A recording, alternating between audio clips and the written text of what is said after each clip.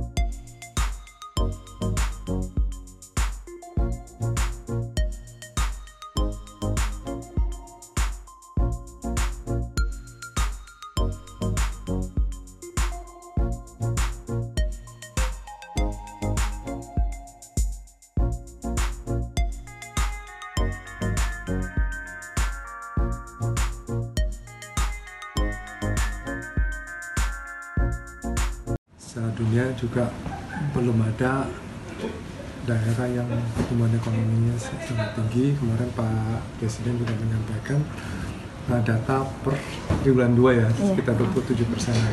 Sebenarnya data terkini kita ada per triwulan 3 kemarin pertumbuhan kita 24,85%.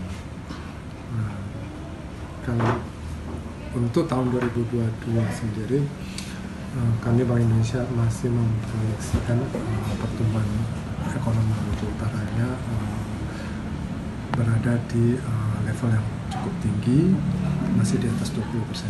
Jadi nanti per akhir tahun mungkin the whole year ya secara keseluruhan dari tahun 2022 itu berada di kisaran 24,93% sampai 25,93%, di range sekitar segitu.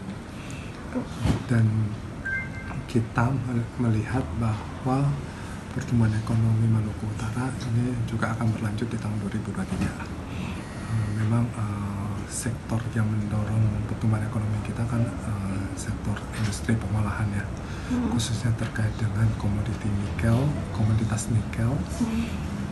Jadi sektor ini juga berhimpit dengan sektor pertambangan ya, karena dua sektor ini kan sangat erat sekali kaitannya. Jadi pertumbuhan ekonomi Maluku Utara akan ditopang oleh dua sektor ini. Di 2023 juga kondisinya akan tetap berlanjut. Memang pertumbuhan ekonomi kita sangat tinggi ya dibandingkan daerah lain, dan memang secara strukturalnya kan ditopang oleh dua sektor ini. Kalau kita pilah kedua sektor itu, memang dampak secara langsung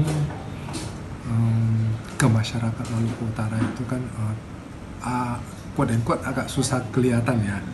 Tapi sebenarnya dengan adanya kehadiran sektor ini tentu ya memberikan kontribusi pembangunan di Maluku Utara melalui pajak.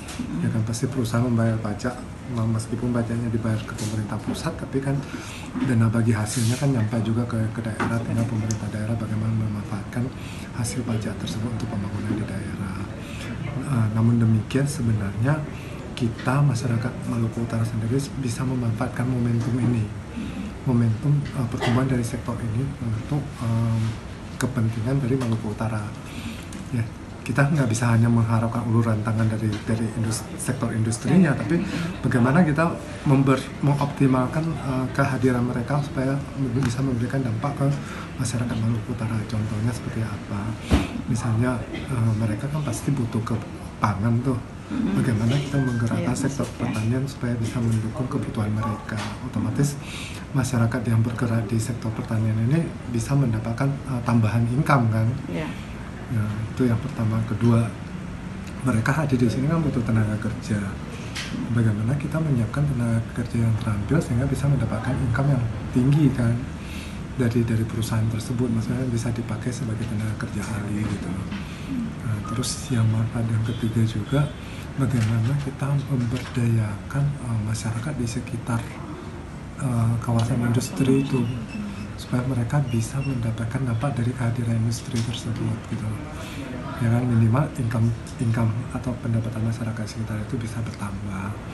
Terus yang ketiga, bagaimana pemerintah mendorong pengusaha lokal supaya bisa menjadi vendor atau partner dari perusahaan di industri pengolahan tersebut, ya kan? Karena kemarin kita dapat fenomena bahwa ternyata kita belum punya pengusaha yang menjadi partner, akhirnya mereka harus mendatangkan dari luar provinsi. Sayang sekali kan kalau misalnya pengusaha kita bisa jadi partner, otomatis akan mendapatkan manfaat dari kehadiran industri pengolahan tersebut.